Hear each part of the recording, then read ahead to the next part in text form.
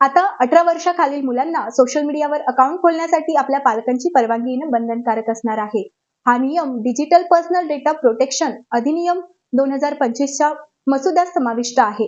केंद्र सरकारनं शुक्रवारी हा मसुदा सार्वजनिक केला आहे. तसंच यावर कोणाचे आक्षेप असतील किंवा काही सूचना असतील तर त्या सरकारपर्यंत पोहोचवण्याचं आवाहन करण्यात आलं आहे. माहिती व प्रसारण मंत्री अश्विनी वैष्णव यांनी या संदर्भात ट्विट केलं आहे. सध्या भारतात मोबाईल फोन हा प्रत्येकाचा अविभाज्य घटक झाला आहे. त्यातही स्मार्टफोन शिवाय आता लोकांचं जगणंच मुश्किल झालं आहे. त्याचाच परिणाम म्हणजे अगदी 1 ते 2 वर्षांच्या मुलांपासून 18 वर्षांच्या मुलांपर्यंत सर्वांनाच मोबाईलचं जणू व्यसन जडलं आहे.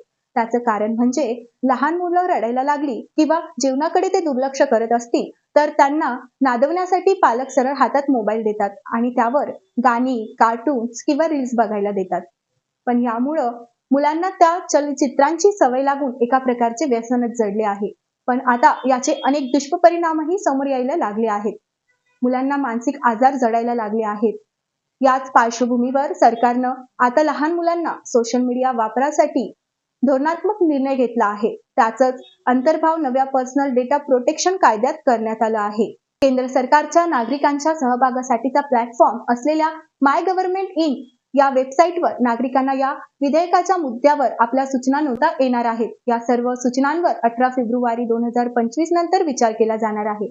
यामध्ये अनेक महत्त्वाच्या तरतुदी करण्यात आल्या आहेत. फ्रान्समधील सरकारनं 2023 मध्येच अशा प्रकारचा कायदा आणला आहे. यामध्ये 15 वर्षांपेक्षा कमी वयाच्या मुलांना सोशल मीडिया वापरासाठी पालकांची परवानगी घेणं आवश्यक आलं आहे.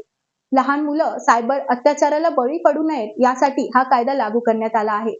फ्रान्सचे डिजिटल ट्रान्झॅक्शन मंत्री जीना नोएल बॅरेटो यांनी याबाबत माहिती दिली होती.